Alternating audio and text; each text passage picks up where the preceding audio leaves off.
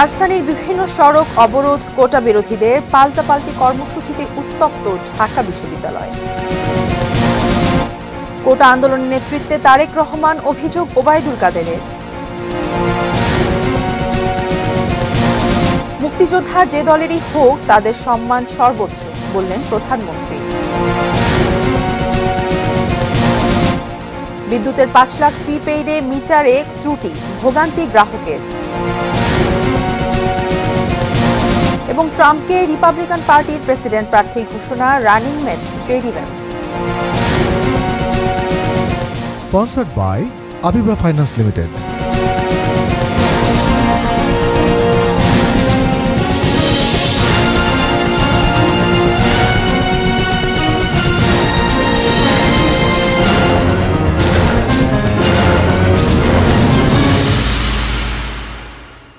দেখছেন এটি নিউজ। বেলা ৩টা নিউজ আওয়ারের সঙ্গে রয়েছে আমি মারিয়া শিমু। শুনছিলেন সংবাদ শিরোনাম।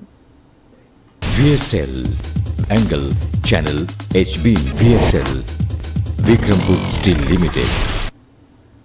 এবার বিস্তারিত। সোমবারের সংঘর্ষের পর আজ আবারও পাল্টাপাল্টি কর্মসূচি দিয়েছে ছাত্রলীগ ও কোটা আন্দোলনকারী শিক্ষার্থীরা। সে কারণে ঢাকা বিশ্ববিদ্যালয় এলাকায় বিরাজ করছে থমথমে অবস্থা। এখনকার পরিস্থিতি জানতে রাজু ভাস্কর্যের সামনে থেকে সরাসরি যুক্ত হচ্ছি সহকর্মী মনিরুল ইসলাম মিন্টুর সঙ্গে। মিন্টু, আমাদের জানাবেন, এর আগে আমরা দেখেছি যে ছাত্রলীগরা রেডি হয়ে আছে, তারা লাঠিসোঁটা হাতে নিয়ে প্রস্তুত। ছাত্রদের কোনো অবস্থান এখন পর্যন্ত পাওয়া গেছে কিনা? রাজু ভাস্কর্যের সামনের এলাকা মূলত ছাত্রলীগেরই দখলে রয়েছে। তারা গতকালকে যে কর্মসূচি ঘোষণা করেছিল তারই অংশ হিসেবে তারা বলা যায় যে বেলা ১:৩০টার পর থেকে খণ্ড খণ্ড তারা মিছিল নিয়ে বিভিন্ন বিশ্ববিদ্যালয়, কলেজ থেকে ছাত্রলীগের খণ্ড খণ্ড মিছিল নিয়ে তারা এসেছে এবং ছোট ছোট স্লোগান, ছোট ছোট মিছিলে তারা এই এলাকা ঘোরাঘুরি করছে এবং আমরা লক্ষ্য করছি যে রাজু ভাস্কর্যের সামনে ছাত্রলীগের বড় একটি জমায়েত ছিল কিছুক্ষণ আগ পর্যন্ত। তবে এখন রৌদ্র রয়েছে এবং তারা হয়তো অনেকক্ষণ পর্যন্ত থাকবেন, যার কারণে তারা কিন্তু আশেপাশের যে জায়গায় তারা অবস্থান নিয়েছেন এবং ছাত্রলীগের নেতাকর্মীদের বেশিরভাগই কিন্তু আমরা লক্ষ্য করছি যে তাদের সঙ্গে একটি করে হেলমেট রয়েছে, আর কারো কারোর সঙ্গে লাঠিও রয়েছে। তবে কোটা বিরোধী বা কোটা সংস্কারের দাবিতে যারা আন্দোলন করছেন তাদের তেমন তৎপরতা আমরা এখন পর্যন্ত দেখিনি, যদিও তাদের যে কর্মসূচি মূলত ৩টার পর থেকে শুরু হওয়ার কথা এবং সেটি তারা জানিয়েছে যে কেন্দ্রীয় শহীদ মিনার এলাকায় কোটা বিরোধীরা তারা অবস্থান নেবেন। তবে আমরা শুনেছি যে এদিকে সায়েন্স ল্যাবরেটরি, ধানমন্ডি ২৭ এই এলাকায় কিন্তু কোটা সংস্কারের দাবিতে যারা আন্দোলন করছেন তারা কোনো কোনো সড়ক অবরোধ করেছেন, আবার কোনো কোনো জায়গায় সেখান থেকে তাদেরকে সরিয়ে দিয়েছে, এরকম বিষয় রয়েছে। তবে ঢাকা বিশ্ববিদ্যালয় এলাকা এখন পর্যন্ত যেটা বলা যায় যে ছাত্রলীগেরই ছোট ছোট মিছিল চলছে। আমরা নিশ্চয়ই কোটা সংস্কার দাবিতে কোনো কর্মসূচি যেটি রয়েছে সেটি তাদের জমায়েত হলে সেটিও আমরা দেখাবো। আমাদের সহকর্মী মনিরুজ্জামান রয়েছে ঢাকার আরেকটি এলাকায়, সেই এলাকার পরিস্থিতি। মনিরুজ্জামান, যদি আপনি কোথায় রয়েছেন এবং সেখানকার পরিস্থিতি যদি দর্শকদেরকে জানান অবরোধ কিংবা আন্দোলন সংগ্রামের।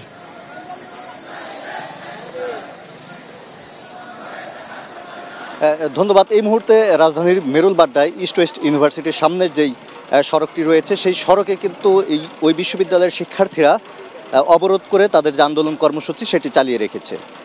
কোটা সংস্কারের মাধ্যমে রাষ্ট্র মেরামতের স্লোগান নিয়ে ইস্ট ওয়েস্ট বিশ্ববিদ্যালয়ের শিক্ষার্থীরা এই মাঠে নেমেছে এবং তারা অন্যান্য বেসরকারি বিশ্ববিদ্যালয়ের শিক্ষার্থী সহ কোটা সংস্কার আন্দোলনে যারা এই আন্দোলন চালিয়ে যাচ্ছেন তাদের প্রতি সংহতি জানিয়েই এই অবস্থান কর্মসূচি পালন করছে। এবং তারা বলছেন যে গতকালকে ঢাকা বিশ্ববিদ্যালয়ে এই কোটা সংস্কারের আন্দোলনকারীদের উপর যে হামলার ঘটনা ঘটেছে সেই হামলার প্রতিবাদ এবং হামলায় জড়িতদের বিচার দাবি সহ তাদের যে কোটা সংস্কারের এক দফা দাবি, সেই দাবিতে তারা আন্দোলন চালিয়ে যাবেন এবং তাদেরকে কোনো ধরনের ভয় ভীতি দেখিয়ে এই আন্দোলন থেকে সরানো যাবে না। আমরা দেখেছি এই রামপুরা ব্রিজ থেকে কুড়িল মোড় পর্যন্ত প্রায় 5টি স্পটে আন্দোলনকারীরা, বেসরকারি বিশ্ববিদ্যালয়ের যে শিক্ষার্থী যারা আছেন তারা এই 5টি স্পটে অবস্থান নিয়ে এই পুরো সড়কটি তারা দখল করে রেখেছে।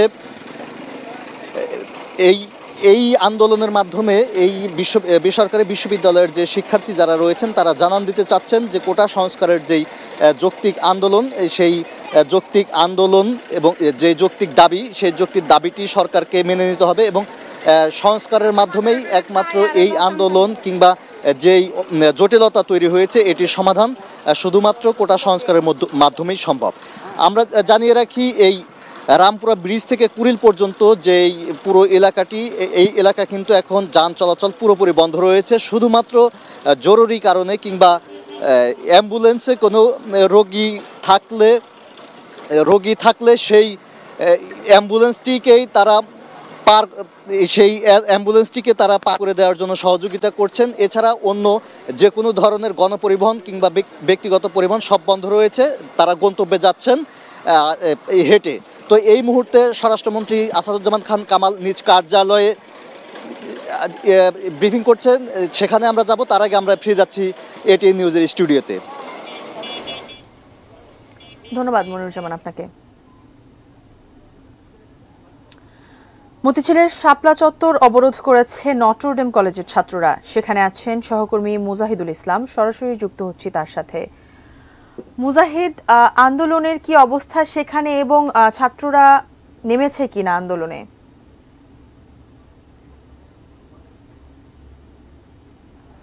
ধন্যবাদ মারিয়া। আমরা কিন্তু দুপুর থেকে মতিঝিলের শাপলা চত্বরে অবস্থান করছিলাম এবং দেখছিলাম যে এখানে কিন্তু নটরডেম কলেজের যে শিক্ষার্থীরা আছেন তারা কিন্তু আন্দোলনে নেমেছেন এবং তারা কোঠা বিরোধী বা কোঠা বৈষম্যের যে শিকার এরকম শিক্ষার্থীরা নেমেছেন এবং তারা বিভিন্ন দাবি করছেন এখান থেকে। এবং তাদের দাবির ভিতরে আছে গতকালকে যারা ছাত্রলীগ বা বহিরাগতদের দ্বারা আক্রান্ত হয়েছেন এবং আহত হয়েছেন, তার জন্য তারা এখানে আসলে বিচার চাচ্ছেন এবং তারা বলছেন যে রক্ত বাইরের শর্ত দেখবো তারা মারবি কত, এবং তারা বেশ একটা শক্ত অবস্থানে আছেন। এবং কিছুক্ষণ আগে দেখতে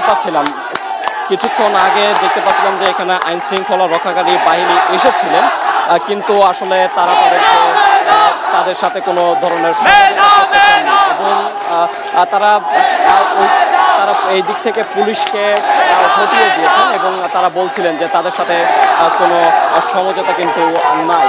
এবং এই আন্দোলনের ফলে কিন্তু দুপুর থেকেই আসলে মতিঝিল চত্বরটি ব্লক হয়ে আছে এবং দুই সাইডে আমরা দেখছিলাম যে অনেকগুলো যানবাহন এবং যে রিক্সা আছে তারা কিন্তু আসলে কোনোভাবেই বের হতে পারছেন না। এবং এখানে যে যারা গন্তব্যে যাচ্ছেন তারা সবাই কিন্তু আসলে পায়ে হেঁটে তাদের গন্তব্য পাড়ি দিতে হচ্ছে। এবং আমরা এই মুহূর্তে দেখতে পাচ্ছি যে আন্দোলনকারীরা বেশ উচ্চ স্বরে স্লোগান দিচ্ছেন এবং তারা তাদের দাবি আদায়ে অনার থাকবেন বলে আমাদেরকে জানাচ্ছেন। সবকিছু মিলিয়ে মারিয়া, আমার কাছে মতিঝিল থেকে এই ছিল সর্বশেষ এবং পরবর্তীতে আমি আপনাকে আরো বিস্তারিত জানাতে পারবো। ধন্যবাদ মুজাহিদুল, আপনাকে সাবধানে থাকবেন। দর্শক, মতিঝিলের শাপলা চত্বর থেকে আমাদের সঙ্গে যুক্ত ছিলেন সহকর্মী মুজাহিদুল ইসলাম। তার আগে আমাদের সঙ্গে যুক্ত ছিলেন বাড্ডা থেকে ইস্ট ওয়েস্ট ইউনিভার্সিটির সামনে থেকে সহকর্মী মনিরুজ্জামান, এবং তারও আগে আমাদের সঙ্গে যুক্ত ছিলেন ঢাকা ইউনিভার্সিটির রাজু ভাস্কর্যের সামনে থেকে আমাদের সহকর্মী মনিরুল ইসলাম মিন্টু। তারা সবাই যেন সুস্থ থাকেন এবং তারা সাবধানে থেকে যেন আমাদের কাছে সংবাদগুলো পৌঁছে দেন, সেটাই আমাদের কাম্য। সমসাময়িক ইস্যুতে সচিবালয় নিজ কার্যালয়ে কথা বলছেন স্বরাষ্ট্রমন্ত্রী আসাদুজ্জামান খান কামাল। সরাসরি চলে যাচ্ছে সেখানে।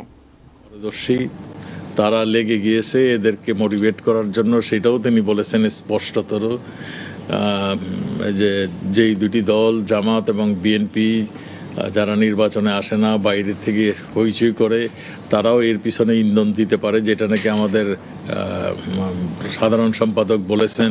এই সব কিছু হতে পারে, এই সব কিছুই হতে পারে। আমরা এখন পর্যন্ত ধৈর্য সহকারে আমরা মনে করি এরা আমাদের নতুন প্রজন্ম, এরা দেশের ভবিষ্যৎ, এরা সঠিক পথে যাবে। আমরা ধৈর্য সহকারে আমরা এগুলি দেখছি। আমরা অবশ্যই তাদের কাছে কোনো ধরনের ধ্বংসাত্মক কাজে যদি তারা নেমেই আসে, তখন আমাদের কাজটি আমরা করব। এটা আমরা আগেও বলেছি। আমরা তাদেরকে অনুরোধ করব তারা যেন এই রাস্তাঘাট বন্ধ করে দেয়, তারা যেন জনদুর্ভোগ যাতে না হয় সেই যে ব্যবস্থাটা গ্রহণ করে তারা দেশের ভবিষ্যৎ, কাজেই তাদের এগুলি চিন্তা তাদেরও করতে হবে ভবিষ্যতে। আমি সেই আহ্বানটাই করব আপনাদের মাধ্যমে, তারা যেন এগুলি পরিহার করে তারা যেন ফিরে যায়। তাদের দাবি এখন হচ্ছে, একটা দাবি নতুন করে যোগ হয়েছে যে প্রধানমন্ত্রীর বক্তব্য গ্রহণ করতে হবে, প্রত্যাহার করতে হবে। এইগুলি শিখানো বক্তব্য, আমি তো আগেই বলেছি এইগুলি ছাত্রদের বক্তব্য নয়। তারা এদেশের মানুষ মাননীয় প্রধানমন্ত্রীকে অত্যন্ত হৃদয় দিয়ে ভালোবাসে। এদেশের মানুষ নিশ্চয়ই খেয়াল করেছে কোথার থেকে ধ্বংসস্তূপ থেকে বাংলাদেশটাকে এই জায়গায় নিয়ে আসছে, কার নেতৃত্বে? বঙ্গবন্ধুর 3.5 বছর আর তার কন্যা যার ধমনীতে বঙ্গবন্ধুর রক্ত প্রবাহিত হচ্ছে, সেই বদলে দিয়েছে বাংলাদেশকে। আমাদের ছাত্ররা খুব ভালো করে জানে। আমাদের ছাত্ররা 15 বছর আগের বাংলাদেশ, 15 বছর আগে বিদেশে গেলে তাদের কি অবস্থা হতো, এখন কিভাবে আছে, এটা খুব ভালো করে জানে। কাজেই বঙ্গবন্ধুর কন্যাকে তারা এইগুলি গালি। এদিকে কোটা সংস্কারের দাবি এবং আন্দোলনরত শিক্ষার্থীদের ওপর ছাত্রলীগের হামলার প্রতিবাদে আজও জেলায় জেলায় বিক্ষোভ মিছিল করেছেন শিক্ষার্থীরা। সকাল থেকে সড়ক অবরোধ করে অবস্থান কর্মসূচি পালন করায় কোথাও কোথাও সৃষ্টি হয় অচলাবস্থা। রাজশাহী বরেন্দ্র বিশ্ববিদ্যালয়ের শিক্ষার্থীরা প্রায় 3.25 ঘণ্টা রাজশাহী ঢাকা বাইপাস সড়ক অবরোধ করে অবস্থান কর্মসূচি পালন করেন। চট্টগ্রামের সীতাকুণ্ডের কুমিরায় ঢাকা চট্টগ্রাম মহাসড়ক ও রেলপথ বন্ধ করে দেন ইসলামী বিশ্ববিদ্যালয়ের শিক্ষার্থীরা। খুলনা বিএল কলেজের কোটা বিরোধী শিক্ষার্থীরা খুলনা যশোর সড়ক অবরোধ করে রাখেন। বগুড়া সরকারি আজিজুল হক কলেজে শিক্ষার্থীরা বিক্ষোভ মিছিল বের করলে সেখানে ককটেল বিস্ফোরণের ঘটনা ঘটে, এতে আহত হন 3 জন। বগুড়া শহীদ জিয়াউর রহমান মেডিকেল কলেজ হাসপাতালের সামনে ঢাকা মহাসড়ক অবরোধ করেন মেডিকেল শিক্ষার্থীরা। পরে অবরোধ তুলে নিয়ে অধ্যক্ষের কার্যালয়ে বিক্ষোভ করেন তারা।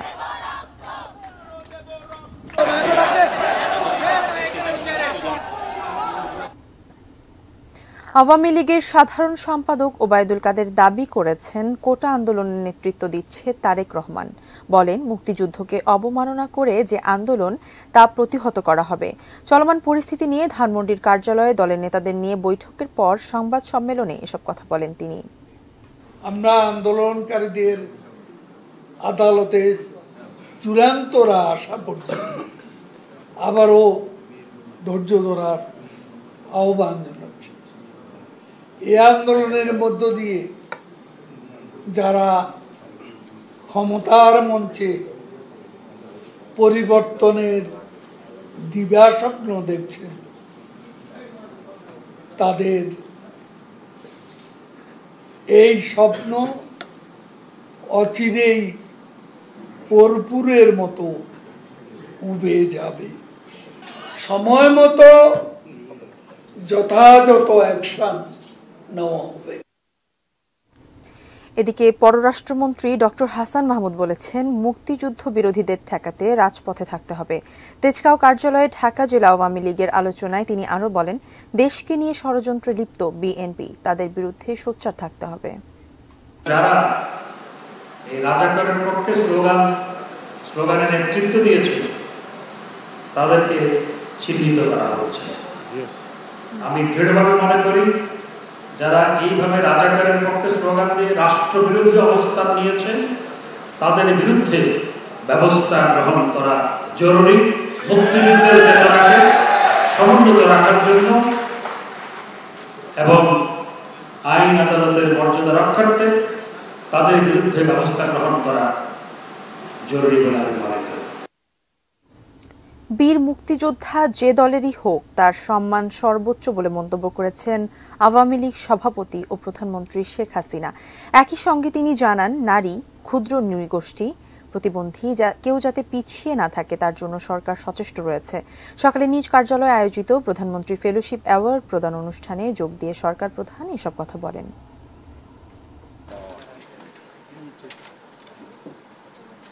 সরকারি বেসরকারি শিক্ষক, বিসিএস, নন বিসিএস কর্মকর্তা, গবেষক এবং দেশের যোগ্য মেধাবী নাগরিকদের জ্ঞান ও সক্ষমতা বাড়াতেই 2018 সালে প্রধানমন্ত্রীর ফেলোশিপ চালু করেন শেখ হাসিনা। এই শিক্ষাবৃত্তি পেতে হলে প্রত্যেক আবেদনকারীকে বিশ্ব র্যাঙ্কিংয়ের শীর্ষ 100-র মধ্যে থাকা যে কোনো একটি বিশ্ববিদ্যালয়ে ভর্তি নিশ্চিত করতে হয়। চলতি বছর এই ফেলোশিপ জয়ীদের একজন বীর মুক্তিযোদ্ধার সন্তান প্রাথমিক স্কুলের সহকারী শিক্ষক শমসের সর্দার।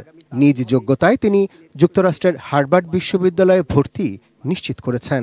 তবে শিক্ষক হিসাবে সবার কাছে আমার একটি আকুল আবেদন, আসুন মুক্তিযোদ্ধাদেরকে সম্মান করি, দেশকে ভালোবাসি।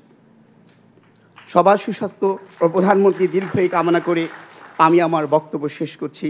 জয় বাংলা, জয় বঙ্গবন্ধু, বাংলাদেশ চিরজীবী। শমসের সর্দারের মতোই 424 জন পিএইচডি এবং স্নাতকোত্তর ফেলোকে এ পর্যন্ত এই বৃত্তি দিয়েছেন প্রধানমন্ত্রী। এরই মধ্যে যাদের 241 জন ফিরে এসে মানুষ ও দেশ গড়ার কাজ করছেন। অনুষ্ঠানে নির্বাচিত মেধাবীদের হাতে ফেলোশিপের সনদ তুলে দিয়ে প্রধানমন্ত্রী মনে করিয়ে দেন তিনি প্রথমবার প্রধানমন্ত্রী হয়ে এই ফেলোশিপ চালু করলেও পরবর্তী সরকার তা বন্ধ করে দিয়েছিল। আমি 96 সালে সরকারে সেই ফেলোশিপ দিয়েছিলাম, যেটা আমি আগেই বললাম যে মাঝামাঝি পথায় যখনই বিএনপি ক্ষমতা আসলো খালেদা জিয়া এসে সেটা বন্ধ করে দিল, অনেকে বিপদে পড়ল। ভবিষ্যতে কেউ যেন এই শিক্ষাবৃত্তিগুলো বন্ধ করতে না পারে তার জন্য ট্রাস্ট ফান্ড গঠন করে আইন প্রণয়নের কথাও জানান সরকার প্রধান। বিজ্ঞান ও প্রযুক্তি মন্ত্রণালয় থেকেও আমরা স্কলারশিপ দিচ্ছি বা অন্যান্য ক্ষেত্রে আছে। এই সবগুলি মিলিয়ে আমাদের 5,000 কোটি টাকার একটা ফান্ড প্রয়োজন। তবে চিন্তা নেই, সেটা আমরা করতে পারবো, আমার সে বিশ্বাস আছে। এখানে টাকাটা বড় কথা না, বড় কথা হচ্ছে আমার দেশের ছেলেমেয়েরা বিদেশে যাবে, উচ্চ ডিগ্রি নেবে, তারা ফিরে আসবে, তাদের গবেষণা দেশের উন্নয়নের কাজে লাগবে। এই অনুষ্ঠানে উপস্থিত প্রধানমন্ত্রী বলেন সমাজের সকল স্তরের মানুষ যেন সমানভাবে এগিয়ে যেতে পারে তার জন্য কাজ করছেন তিনি। দৃঢ় কণ্ঠে আবারও জানালেন এক্ষেত্রে তার কাছে সবার আগে বিবেচ্য মুক্তিযোদ্ধাদের সম্মান। আমি জানি এর মধ্যে অনেকেই হয়তো আমাদের দলের সমর্থন নেই, অন্য জায়গায় চলে গেছেন বা অনেকের অনেক কিছু থাকতে পারে, যে যেখানেই যাক সেটা আমার কাছে বিবেচ্য না। আমার কাছে বিবেচ্য যে তারা তাদের সর্বস্ব ত্যাগ করে নিজের জীবন দিয়ে, রক্ত দিয়ে এবং অনেকেই পঙ্গুত্ব বরণ করে এই দেশকে স্বাধীন করে বিজয় এনে দিয়েছে, শত্রুকে পরাজিত করে বিজয় এনে দিয়েছে। কাজে সেই ক্ষেত্রে আমি মনে করি তাদের সম্মানটা সর্বোচ্চ থাকবে। Arafat Siddiqui, ATN news, Dhaka. এবার অন্যান্য প্রসঙ্গ। বিদ্যুতের সংযোগ নেই কিন্তু মিটার চলছে, রিচার্জ করা হয়েছে কিন্তু মিটারে সেটি যাচ্ছে না, সেই সঙ্গে ভুতুরে বিল, এমন নানা সমস্যায় জর্জরিত প্রিপেড মিটারের গ্রাহকরা। গত প্রায় 2 বছর ধরে অভিযোগ ক্রমশ বাড়লেও সমাধান কেন মিলছে না প্রশ্ন তাদের। এতদিন পুরো বিষয়টিকে গ্রাহকের জ্ঞানের অভাব বলে উড়িয়ে দিলেও এখন নিজেদের ভুল স্বীকার করছে বিদ্যুৎ বিভাগ। মনিরুল হাসান সুমনের ছবিতে সাজ্জাদা সুইটের রিপোর্ট। গ্রাহকের সুবিধার জন্য এসেছিল বিদ্যুতের প্রিপেড ব্যবস্থা। শুরুতে খুশিও ছিলেন তারা, কিন্তু অনেকেরই আজ আক্ষেপ। কয়েকবার ট্রাই করার পরে হ্যাং হয়ে গেছিল, পরে আবার লোক ডাইকে আইনা তারপর আমরা আবার লাইন ঠিক করছি। আমার ফ্যান চলে একটা আর ফ্রিজ চলে একটা, এতে আমার 1500 টাকার উপরে চলে যায়। রিচার্জ যতবার করতেছি ততবার কেটে যায়। আমরা নিম্নবিত্ত মধ্যবিত্ত, আমাদের জন্য অনেক কঠিন হয়ে গেছে। বিল আসতো ওই যে 4,000 5,000 বা 4,500 এরকম আসতো, ওখানে 7,000-এর উপরে যায়। কারো কাছে কোনো কিছু করার মতো কোনো জায়গা নেই। বাংলাদেশ বিদ্যুৎ উন্নয়ন board, BREB, DPDC, DESCO, Ozopadico, NESCO এই 6 সংস্থা দেশে প্রিপেড মিটার স্থাপনের কাজ করছে। বিদ্যুৎ বিভাগের হিসাব বলছে এ পর্যন্ত সংস্থাগুলো প্রিপেড মিটারের আওতায় আনতে পেরেছে 4,67,77,292 জন গ্রাহককে। মিটার স্থাপিত হয়েছে সিঙ্গেল ফেজে 68,35,549টি, 3 ফেজে 2,84,092টি। অর্থাৎ সব মিলিয়ে দেশে স্থাপিত প্রিপেড মিটারের সংখ্যা 71,19,641টি, যা শতাংশের হিসেবে 15.22%। কিন্তু ভোগান্তির অভিযোগ ক্রমশ বেড়ে পুরো ব্যবস্থা এখন প্রশ্নের মুখে। এতদিন গ্রাহকের হাহাকার সেভাবে না বুঝলেও এখন বিষয়টি আমলে নিতে বাধ্য হচ্ছে কর্তৃপক্ষ। বিদ্যুৎ, জ্বালানি ও খনিজ সম্পদ মন্ত্রণালয় সম্পর্কিত স্থায়ী কমিটির বৈঠকে এ নিয়ে বিশদ আলোচনা হলো 11 জুলাই বৃহস্পতিবার। জাতীয় সংসদ ভবনে এই বৈঠকে কমিটির সদস্য তানভীর শাকিল জয় একটি মিটার নিয়ে আসেন যা বিদ্যুৎ সংযোগ ছাড়াই চলছিল। এর মানে গ্রাহক বিদ্যুৎ ব্যবহার ছাড়াই বিল গুনছেন কিনা সেই প্রশ্ন এসে গেল। অন্যান্য আমাদের কমিটির সদস্য আছেন, তারা বলেন যে তাদের এলাকার গ্রাহকরা এরকম অনেক অভিযোগ দিয়েছে। বিদ্যুৎ ও জ্বালানি মন্ত্রণালয় জানাচ্ছে এই পর্যন্ত তারা 3.5 কোটি বিদ্যুতের মিটার কিনেছেন, যার মধ্যে 5 লাখ মিটারের ত্রুটি রয়েছে। আরবি যত মিটার কিনেছে তার 1.4% ত্রুটি ধরা পড়ছে। এখন ধরুন হয়তো দুর্ভাগ্যক্রমে যে মিটারটা দেখিয়েছে অথবা যে গ্রাহকদের সেই ওই 1.4%-এর মধ্যে হতে পারে। কেবল মিটারের ত্রুটি নয়, গ্রাহকের তথ্য সেবায় যে অবহেলা হয়েছে মানছেন বিদ্যুৎ সংশ্লিষ্টরা। তাদের বক্তব্যে জনগণের মধ্যে আরো বিভ্রান্তি তৈরি হচ্ছে। সঠিক তথ্য দেওয়ার মতো তথ্য উপাত্ত পল্লী বিদ্যুৎ সমিতির হাতেই নেই। এটা হয়তো ধরুন নিচের লেভেলে দায়িত্বশীলতার হয়তো অভাব থাকতেও পারে। বিদ্যুৎ কর্মীর কাছে গেলে সে যদি তাকে ওটা বুঝাই দিত হয়তো এই ভুল বুঝাইটা হতো না। গ্রাহককে কেবল নিরবচ্ছিন্ন বিদ্যুৎ সেবা নয়, সেই সেবা হয়রানি ছাড়া সাশ্রয় দেওয়ার ব্যাপারে কাজ চলছে বলে জানাচ্ছেন। গ্রাহক অতিরিক্ত অর্থ দেবে এটি তো কোনোভাবেই গ্রহণযোগ্য নয়। ফলস বিলিং যেসব ক্ষেত্রে হয়েছে বা অতিরিক্ত বিল এসেছে, ওই সমন্বয়ের বিষয়টি আমরা অবশ্যই সংসদীয় কমিটির পক্ষ থেকে সেটির সুপারিশ করব। আমরা ধরুন একটা ডকুমেন্টারি তৈরি করতেছি এই পুরো প্রিপেডের উপরে। গ্রাহকদেরকে নিয়ে আরো এই ধরনের মত বিনিময় সভা আমরা করব। শতভাগ ত্রুটিমুক্ত মিটার ক্রয়ের ব্যবস্থা করা সে ব্যাপারে আমরা নজর রাখব। Sajida Sweety, ATN news, Dhaka. শ্রেষ্ঠ রিপোর্টার, ক্যামেরাম্যান, ভিডিও এডিটর সহ বিভিন্ন ক্ষেত্রে বিভাগের 24 জন কর্মীকে ভালো কাজের স্বীকৃতি স্বরূপ সম্মান জানালো এটিএন বাংলা। একজনকে দেয়া হলো আজীবন সম্মাননা। প্রতিষ্ঠানের 28তম প্রতিষ্ঠা বার্ষিকীর অনুষ্ঠানে এটিএন নিউজ ও এটিএন বাংলার চেয়ারম্যান ডক্টর মাহফুজুর রহমান বলেন, টিআরপি বাড়াতে বিভ্রান্তিমূলক তথ্য প্রচার না করতে কর্মীদের প্রতি আহ্বান জানান। তুমি কোন শহরের মাইয়া গো লাগে উড়াধুরা, তুমি কোন শহরের মাইয়া গো লাগে উড়াধুরা। অ্যাকশন বিয়া আমার আসছে। জন্মবার্ষিকী উপমহাদেশের প্রথম স্যাটেলাইট টেলিভিশন এটিএন বাংলার। বিশেষ এই দিনটিতে এফডিসিতে এটিএন বাংলা পরিবারের সদস্যদের জমজমাট আনন্দ আয়োজন। শুধু উদযাপন নয়, সেই সঙ্গে কাজের স্বীকৃতি। ATN Bangla performance award. সংবাদ এবং অনুষ্ঠানের বিভিন্ন বিভাগের সেরা কর্মীদের হাতে পুরস্কার তুলে দেন প্রতিষ্ঠানের অভিভাবক, এটিএন নিউজ ও এটিএন বাংলার চেয়ারম্যান ডক্টর মাহফুজুর রহমান। আজীবন সম্মাননা পুরস্কার পান কাজলী আহমেদ। অনুষ্ঠানে প্রধান অতিথি পররাষ্ট্রমন্ত্রী ডক্টর হাসান মাহমুদ আশা করেন, মুক্তিযুদ্ধের চেতনা ধারণ করে মানবিক রাষ্ট্র গঠনে পথ দেখাবে এটিএন বাংলা। মানবিক রাষ্ট্র গঠন করার জন্য যদি এটিএন বাংলা কোনো বিশেষ প্রোগ্রাম লঞ্চ করে, সেটি আমার মনে হয় অন্যদেরকে পথ দেখাবে।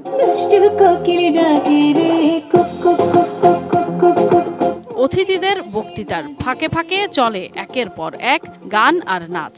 মঞ্চ মাতান সঙ্গীত শিল্পী কণা এবং ঐশী সহ এ প্রজন্মের শিল্পীরা।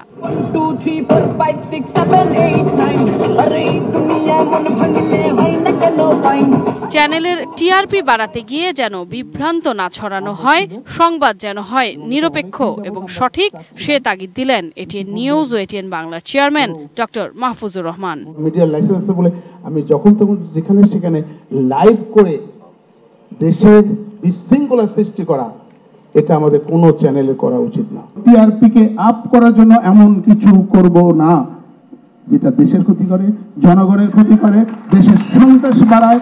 টেলিভিশন পরিচালনার চ্যালেঞ্জ মোকাবিলায় নীতিগত সহায়তা নিয়ে এগিয়ে আসতেও সরকারের প্রতি তাগিদ দেন তিনি। পে চ্যানেল ছাড়া আমরা কোনো চ্যানেল আগামীতে টিকে থাকতে পারবো না, কারণ চ্যানেল যত বাড়তেছে বিজ্ঞাপনদাতারা তত বেশি সুযোগ নিয়ে ফেলতেছে। অনুষ্ঠানে উপস্থিত ছিলেন এটিএন নিউজের নির্বাহী পরিচালক মোশাররফ হোসেন সহ দুই প্রতিষ্ঠানের ঊর্ধ্বতন কর্মকর্তারা। আনন্দ সন্ধ্যায় প্রধান আকর্ষণ ছিল ডক্টর মাহফুজুর রহমানের গান।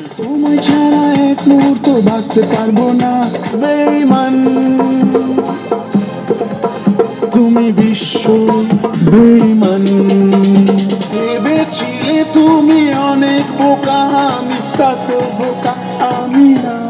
এটিএন বাংলাকে ভালোবেসে প্রতিষ্ঠানটির মঙ্গল কামনা করে একরাশ মুগ্ধতা নিয়ে বাড়ি ফেরেন সবাই।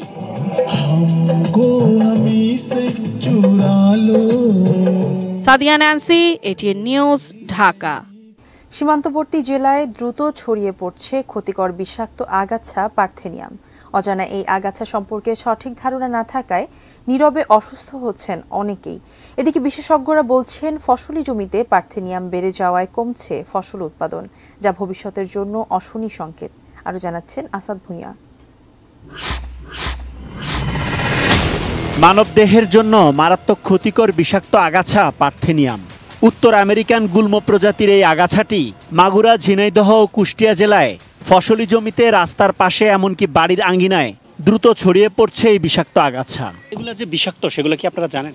না, এটা আমরা সঠিক জানি না। বাড়ির আঙ্গিনা, রাস্তার ধারে সব জায়গাতেই আছে। পার্থেনিয়াম গাছ স্পর্শ করলে প্রাথমিক অবস্থায় হাত পা চুলকায়, লাল হয়ে যায়। বিজ্ঞানীদের মতে এই আগাছার পাশ দিয়ে হাঁটাও ক্ষতিকর। এই গাছের ফুলের রেণু বাতাসে ছড়িয়ে মানব শরীরে ঢুকে শ্বাসকষ্ট, চর্মরোগ, অ্যালার্জি, হাঁপানি ও ব্রঙ্কাইটিসের মতো রোগও হতে পারে। ঝিনাইদহ সদর উপজেলার ছয়াল গ্রামের বাসিন্দা মুকুল হোসেনের দাবি, তার দোকানের আশপাশে অসংখ্য পার্থেনিয়াম গাছ থাকায় প্রায় অসুস্থ থাকতেন তিনি। দোকান অন্যত্র স্থানান্তরের পর এখন সুস্থ আছেন মুকুল হোসেন। কাশি, ঠান্ডা, জ্বর এই কাদায় আসতো সবসময়। ডাক্তারের কাছে যেতাম, ওষুধ খাতাম, অবশ্য পরিবর্তন হইতো না। এখন আপনার শরীরে কি খবর? এখন অনেকটাই ভালো। জানা গেছে 3 মাস বয়সে মারা যায় পার্থেনিয়াম গাছ। তবে এই গাছের ফুল বাতাসে উড়ে মাটিতে পড়ে আবারও জন্মায়, যে কারণে অল্প সময়ে দ্রুত ছড়িয়ে পড়ে এই আগাছা। সীমান্তবর্তী বিভিন্ন জেলায় মারাত্মকভাবে ছড়িয়ে পড়ায় স্থানীয়দের পক্ষে নির্মূল করা অসম্ভব হয়ে পড়েছে। আমরা আগে জানতাম না যে এই গাছটা এভাবে আমাদের জন্য একটা ক্ষতিকারক হয়ে দাঁড়াবে, তাহলে আমরা প্রথম থেকে এটা নির্মূল করার চেষ্টা করতাম। এখন এত পরিমাণে হয়ে গেছে, এটা আমাদের দ্বারা করা সম্ভব না। বিশেষজ্ঞরা বলছেন, পার্থেনিয়াম গাছ ফসলি জমিতে থাকলে ফসলের উৎপাদন প্রায় 40% কমে যায়, যা কৃষির উৎপাদনের উপর বড় ধরনের আঘাত হানতে পারে। পার্থেনিন নামক টক্সিন যেটা পরাগরেণুতে থাকে এবং এটা খুব সহজে বাতাসে ভেসে বেড়ায় এবং বাতাসের মাধ্যমে আমাদের শরীরে, আমাদের নাসিকা ঝিল্লিতে এবং বডির বিভিন্ন জায়গায়, চোখে, চুলে, বিভিন্ন জায়গায় এটা সংস্পর্শে আমাদের অ্যালার্জিক রিয়াকশান তারা করে। এটা অদূর ভবিষ্যতে আমাদের কৃষির উপর অবশ্যই একটা আঘাত হানবে। সেই ক্ষেত্রে আমি মনে করি যে খুব তাড়াতাড়ি এই পার্থেনিয়ামকে নির্মূল করা প্রয়োজন। এই আগাছা নিধন করতে না পেরে পুড়িয়ে ফেলার চেষ্টাও করেছেন কেউ কেউ। তবে এতে খুব বেশি সুফল না পেয়ে সরকারের সহযোগিতা প্রত্যাশা করছেন তারা। Asad Bhuiyan, ATN news, Jhenaidah. এবারে মেটাল প্রেজেন্স কৃষি সংবাদ, সুজলা সুফলা।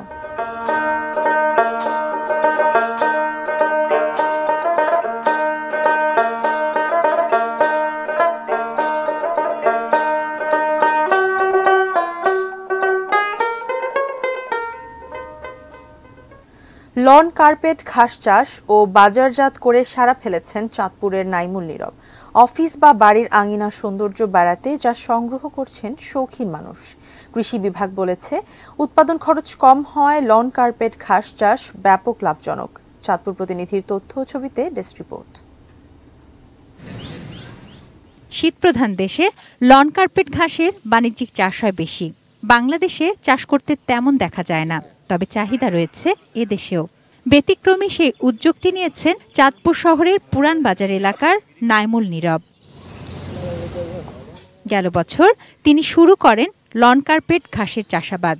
নীরবের 5টি প্রজেক্টে এখন 1.5 lakh square feet lawn carpet ঘাস প্রস্তুত রয়েছে, যেখান থেকে বছরে অন্তত 3 বার ঘাস বিক্রি করেন এই উদ্যোক্তা। দেশের বাইরে থেকে একসময় এই ঘাসগুলা আমাদের ইনপুট করা লাগতো, এখন আমরা পারি যে দেশের বাইরে এটারে আউটপুট করার জন্য ভালো কিছু করার চিন্তা ভাবনা আছে, যদি আমরা সরকারি কিছু পৃষ্ঠপোষকতা পেয়ে থাকি। লন কার্পেট ঘাস চাষে পোকা বা রোগবালাইয়ের আক্রমণ নেই, উৎপাদন খরচ কম, তাই এর বাণিজ্যিক চাষ বেশ লাভজনক। গ্রাসে বিভিন্ন ধরনের পোকামাকড়ের হয়, সেই ক্ষেত্রে আমরা কিন্তু কৃষি বিভাগ তাদেরকে পরামর্শ দেই যাতে পোকা নিয়ন্ত্রণ করে, যাতে এই ঘাসটা যাতে আরো ভালো মানের থাকে। প্রতি স্কয়ার ফিট লন কার্পেট ঘাস বিক্রি হচ্ছে 80 টাকা দরে, আর 30 লাখ টাকা বিনিয়োগ করে বছরে অন্তত 25 লাখ টাকা আয়ের স্বপ্ন উদ্যোক্তার। তুনাজিনা তুনু, ডেস্ক রিপোর্ট, এটিএন নিউজ। বেলা 3টায় বিক্ষোভ সমাবেশের ডাক দিয়েছিল কোটা আন্দোলনকারীরা। এ বিষয়ে জানাতে কেন্দ্রীয় শহীদ মিনার এলাকা থেকে আমাদের সঙ্গে এখন যুক্ত হবেন আমাদের সহকর্মী ফেরদৌস রহমান। ফেরদৌস, শহীদ মিনারের সামনে আমরা দেখতে পাচ্ছি যে বেশ ভিড় রয়েছে। ছাত্র আন্দোলন আসলে এখন কোন পর্যায়ে রয়েছে এবং কোনো ধরনের কোনো ঝামেলা হওয়ার সম্ভাবনা রয়েছে কিনা? শিমু, ছাত্ররা এই মাত্র আসলেন, অর্থাৎ মিনিট 5 মতো হবে। প্রথমে এই জায়গায় অল্প কিছু ছাত্রের অবস্থান ছিল, কিছুক্ষণ আগেও ফাঁকা ছিল। এরপরে হলগুলো থেকে মিছিল নিয়ে ছাত্ররা আসতে থাকে এবং সবার হাতে মোটামুটি লাঠি হাতে তারা এসেছেন একটা প্রতিরোধমূলক ব্যবস্থা হিসেবে। আপনি জানেন যে গতকাল ক্যাম্পাসে সংঘর্ষ হওয়ার পরে দুই পক্ষের মধ্যে এক ধরনের উত্তেজনা রয়েছে এবং সেটার কারণে ছাত্ররা আসছেন এখনো পর্যন্ত। বেশ কয়েকটি মিছিল ইতিমধ্যে কমপক্ষে 3 থেকে 4টি মিছিল এখানে এসে তারা যে ধরনের স্লোগানগুলো দিচ্ছে যে তাদের একটাই দাবি, সেটা হচ্ছে তারা মেধার ভিত্তিতে যে সরকারি চাকরিতে নিয়োগ সেটির দাবি তারা আবারও করছেন। এবং সেই সঙ্গে গতকাল ছাত্রলীগের যে হামলার ঘটনা ঘটেছে সাধারণ ছাত্রদের উপরে, সেই বিষয়টি নিয়ে তারা ছাত্রলীগ বিরোধী কিছু স্লোগানও তারা দিচ্ছেন। এখন শহীদ মিনারে অবস্থান নিয়েছেন ছাত্রদের একটি অংশ, আর তারা স্লোগান দিচ্ছেন। যারা সমন্বয়কারী বা মুখপাত্র যারা, অর্থাৎ এই আন্দোলনে যারা নেতৃত্ব দিচ্ছেন, তারা এখনো পর্যন্ত আমার চোখে পড়ছে না সেরকম যারা পরিচিত, অর্থাৎ এই আন্দোলনে যারা নেতৃত্ব দিচ্ছে তাদের মধ্যে পরিচিত যারা, তাদের এখনো চোখে পড়ছে না। তবে বিভিন্ন হল থেকে এমনকি বিশ্ববিদ্যালয়ের ছাত্রদের ব্যবহারকারী যে বাস, সেই বাসে করেও ছাত্ররা এসেছেন। এখন তারা মিছিল দিচ্ছেন। আজকে তাদের বিক্ষোভ কর্মসূচি তারই অংশ সেটি চলছে এবং এখান থেকেই তাদের যে আগামী দিনের যে কর্মসূচি সেটি ঘোষণা করা হবে। দেখা যাক পরিস্থিতি কী হয়। এখন আবারও একটি মিছিল নিয়ে আসছে। তো এই হলো শহীদ মিনারের পরিস্থিতি। এখনো অনেক মিছিল আসছে। আমাদের আরেক সহকর্মী জাহিদ হাসান শাকিল, তিনি রয়েছেন সাভারে। আমরা একটু সেখানকার পরিস্থিতি দেখতে চাই। জাহাঙ্গীরনগর বিশ্ববিদ্যালয় থেকে তিনি যুক্ত হচ্ছেন আমাদের সঙ্গে।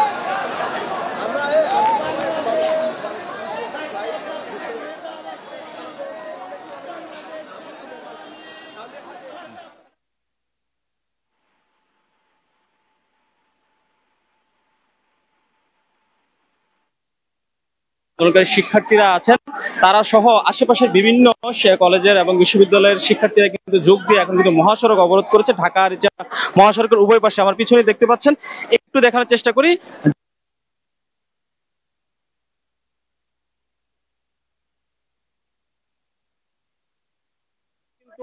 দফায় দফায় কালকে রাত কিন্তু ছাত্রলীগ এবং কোঠা বিরোধী আন্দোলনকারীদের বিক্ষোভ মিছিলে কিন্তু ছাত্রলীগের হামলার প্রতিবাদ জানিয়ে এবং অভিযোগ তুলে কিন্তু দফায় দফায় কালকে আন্দোলন শিক্ষার্থীদের কিন্তু প্রায় সারা রাত ভরে কিন্তু দফায় দফায় ধাওয়া পাল্টা দেওয়া, হামলা সংঘর্ষের ঘটনা ঘটে। এতে কিন্তু উভয় পক্ষে আহত হয়েছে। বিশেষ করে কোঠা আন্দোলনকারী শিক্ষার্থীরা আহতের সংখ্যা প্রায় 60-এর বেশি ছাড়িয়ে গেছে। এর মধ্যে ছাত্রলীগেরও বেশ কয়েকজন আহত হয়েছে বলে আমরা প্রাথমিকভাবে জানতে পেরেছি। আরেকটি আজকের বিষয় হচ্ছে যে আজকে সকাল থেকে কিন্তু কোঠা আন্দোলনকারী শিক্ষার্থীরা কিন্তু ক্যাম্পাসের ভিতরে বিভিন্ন জায়গায় কিন্তু যেমন গণবিশ্ববিদ্যালয়, ড্যাফোডিল ইউনিভার্সিটি, তারপর হচ্ছে মির্জা গোলাম আহমদ কলেজ সহ আশেপাশের কলেজ শিক্ষার্থীরাও কিন্তু দিয়েছি আমরা যে এই তাদের সাথে একত্রতা প্রকাশ করে এই আন্দোলন কিন্তু তারা যোগ দিয়েছেন। আর এদিকে কিন্তু ছাত্রলীগের অবস্থান তেমন আমরা দেখতে পাইনি। আমরা দেখতে পাচ্ছি যে জরুরি যে বাহনগুলো, অর্থাৎ বিশেষ করে অ্যাম্বুলেন্সের জরুরি যে প্রয়োজনীয় গাড়ি, সেগুলো কিন্তু তারা যাওয়ার সুযোগ করে দিচ্ছেন আন্দোলনরত শিক্ষার্থীরা। এদিকে কিন্তু ক্যাম্পাসে দেখেছি আমরা অতিরিক্ত পুলিশ মোতায়েন রয়েছে বিভিন্ন পয়েন্টে। বিশেষ করে যদিও বিপুল সংখ্যক পুলিশ মোতায়েন থাকলে আসলে তেমন কোনো কার্যক্রমে তারা শুধু অবস্থান নিয়ে রেখেছে। কালকে কিন্তু এই পাল্টা হামলার ঘটনায় কিন্তু প্রায় 20 সদস্য পুলিশ কিন্তু আহত হয়েছে। এর মধ্যে ঊর্ধ্বতন পুলিশ কর্মকর্তা সহ আশুলিয়া থানার ভারপ্রাপ্ত কর্মকর্তাও কিন্তু আহত হওয়ার খবর আমরা পেয়েছি। এখন আসলে সবশেষ যদি আমি বলতে চাই, এই যে কর্মসূচি, বিক্ষোভ কর্মসূচি বা অন্যান্য কর্মসূচি কিন্তু এখন আমরা আর ধারাবাহিকতা পাচ্ছি না যে এই অবরোধ তারপরে আসলে কি হবে। যারা আন্দোলনরত শিক্ষার্থী আছে ফলে অনেকটা খেই হারানোর মতো অবস্থায় আছে। তবে তারা বলছে গুছিয়ে তারা কর্মসূচিগুলো আসলে পালন করবে। এই ছিল এখানকার সর্বশেষ। শিমু, ধন্যবাদ জাহিদ, আপনাকে। সাবধানে থাকবেন। দর্শক, সাভারের জাহাঙ্গীরনগর বিশ্ববিদ্যালয় থেকে আমাদের সঙ্গে যুক্ত ছিলেন সহকর্মী জাহিদ হাসান শাকিল এবং তার আগে আমাদের সঙ্গে কেন্দ্রীয় শহীদ মিনার থেকে যুক্ত ছিলেন সহকর্মী ফেরদৌস রহমান। এই ছিল বেলা 3টা নিউজ আওয়ারে। সঙ্গে থাকার জন্য ধন্যবাদ।